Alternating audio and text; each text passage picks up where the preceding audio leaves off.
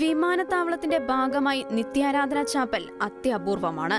Atlanta അന്താരാഷ്ട്ര വിമാനത്താവളത്തിലൂടെ കടന്നുപോകുന്ന യാത്രക്കാർക്ക് സ്വസ്ഥമായുള്ള പ്രാർത്ഥനയ്ക്ക് അവസരം ഒരുക്കിയിരിക്കുകയാണ്.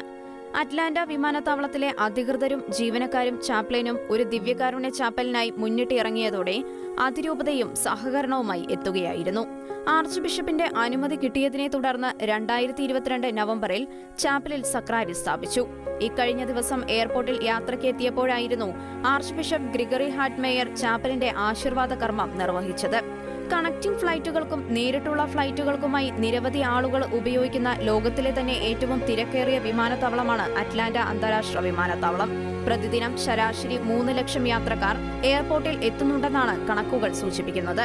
മാത്രമല്ല, ഏകദേശം 64,000 ജീവനക്കാർ എയർപോർട്ടിൽ ഒരേ സമയത്ത് ജോലി ചെയ്യുന്നുമുണ്ട്. ചുരുക്കത്തിൽ ഒരു ചെറു പട്ടണത്തിന് സമാനമായ ജനസാന്നിധ്യം അറ്റ്ലാന്റ വിമാനത്താവളത്തിലുണ്ട്. ഇവിടെയാണ് 24 മണിക്കൂറും പ്രവേശനമുള്ള ദിവ്യകാരുണ്യ ചാപ്പൽ ഒരുങ്ങിയിരിക്കുന്നത്. നിരവധി ജീവിതങ്ങളെ ദിവ്യകാരുണ്യ ചാപ്പൽ സ്പർശിക്കുന്നുണ്ടെന്ന് ചാപ്ലൻ ഫാദർ കെവിൻ പിക് പറയുന്നു. ഏറ്റവും അപ്രതീക്ഷിതമായ സ്ഥലത്ത് ക്രിസ്തുവിനെ കണ്ടുമുട്ടാൻ ഒരു അവസരം ഉണ്ടായിരിക്കുകയാണ്.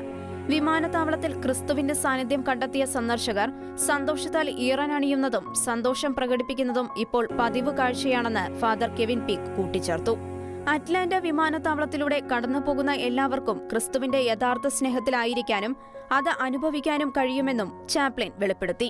ദിവ്യകാരുണ്യ ചാപ്പലിൽ ശനി ഞായർ ദിവസങ്ങളിൽ വൈകിട്ട് 4:30 ദിവ്യബലി അർപ്പണവും ക്രമീകരിച്ചിട്ടുണ്ട്.